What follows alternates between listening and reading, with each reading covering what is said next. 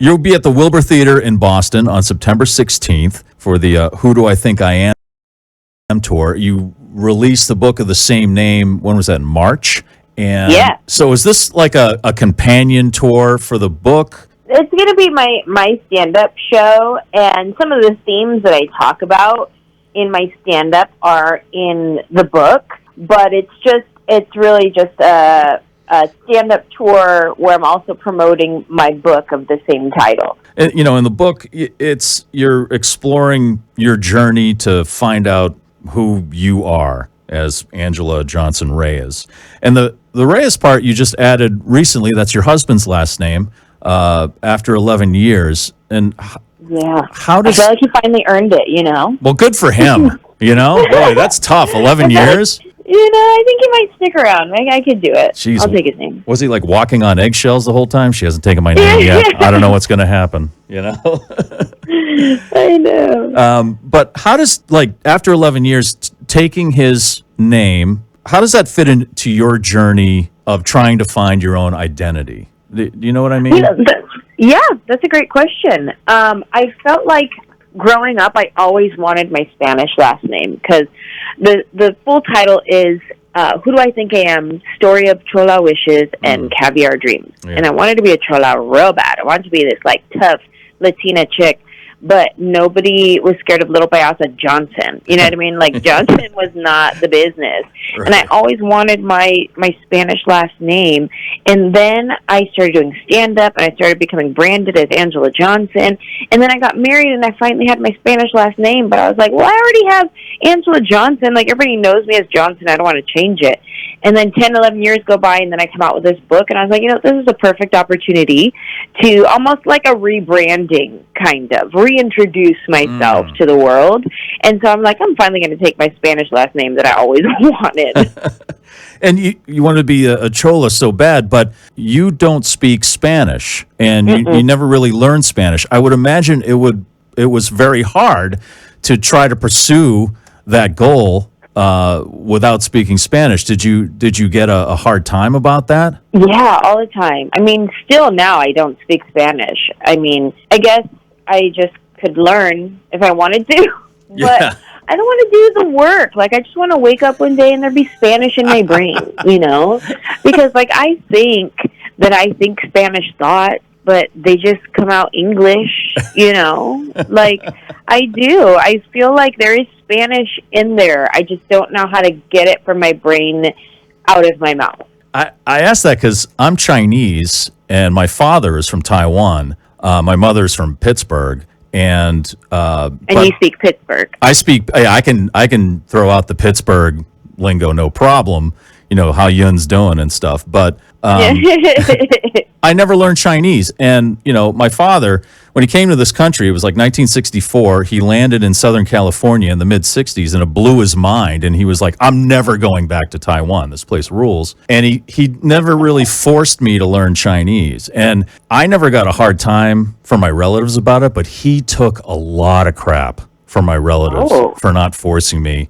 And he didn't tell me about it until much later on. He was like, all your relatives were always yelling at me because I didn't know Chinese. And I'm sure they called me many names that I couldn't understand. Right. Yeah. So I just want to know what it was like for you being from, did your dad know Spanish? No, my parents, I'm fourth generation. Oh. Okay. So my parents didn't even speak Spanish. My mom is the youngest sibling of 8, and she did not speak Spanish, but the older siblings spoke Spanish. So it was kind of like my grandma wanted everybody to blend in, don't get made fun of in school, because back then being bilingual was not the business like it is today. So the older siblings spoke Spanish, and then after a while my grandma was like, you know what, you guys need to fit in, no more speaking Spanish. And that's how that happened. That's interesting. See, my family was the opposite. They were like, you got to know Chinese, and then you got to come back to Taiwan and marry a Chinese girl. And I'm just like, there are a lot more stipulations for you. Yeah, I was like, I don't think that's going to happen. But on this current tour, are you? And I know you've put these characters away for a while, but yeah. Bon Qui Qui, which was one of the things that opened the gates for you, that got you noticed, and Nail Salon.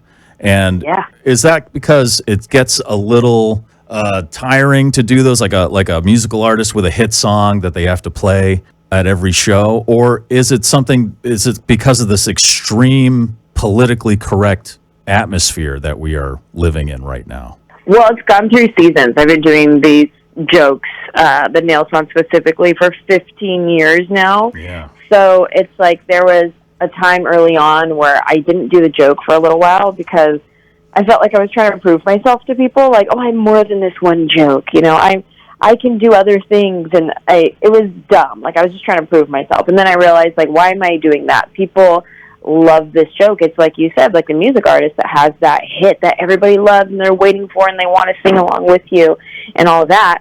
So that was my stairway to heaven. You know, that was my right. my my joke that everybody loved, wanted to do it with me while I was doing it. And so I was like, you know, I'm going to do that joke. And it became something that nowadays it's presented more as a thank you to my audience who has been riding with me for so long. For 15 years, I've had such a loyal fan base, you know, sold out shows. And when I'm on stage, they want this joke because it's more than a joke to people now. It's become very nostalgic, and people will say things to me like, hey, every time I see this video of yours, it reminds me of my dad because he used to watch your video when he was going through chemo. Or, hey, I don't really get along with my mom, but we really bonded over that one joke you do, so thanks for that. So now when I present this joke in my show, it's almost like a thank you to the audience. Like, thanks for riding with me for so long. I know this is the joke you all want to hear, so here it is. That's awesome. And have a good night. Yeah. That's awesome. That's really great. Who you started out, well, your first kind of entertainment job was being a Raiderette, right? Was that your first, you would say, entertainment job? Who was it that's encouraged you to get into stand-up comedy? I know you also wanted to be an actor, but who kind of said, hey, you're really good at this. You should steer this way? Well, I was at a church, and every Tuesday night they would do creative arts night, where there was an acting class, a dancing class, singing. Like, they knew that a lot of people in their church were in the entertainment industry, so they would just offer these free classes on Tuesday nights. So I was in the acting class, and there was a woman there who's a stand-up comedian, and she was like, hey, do you want to take my joke writing class? And I was like, I don't know, is it free? She's like, yeah, it's free. I was like, well, I guess so.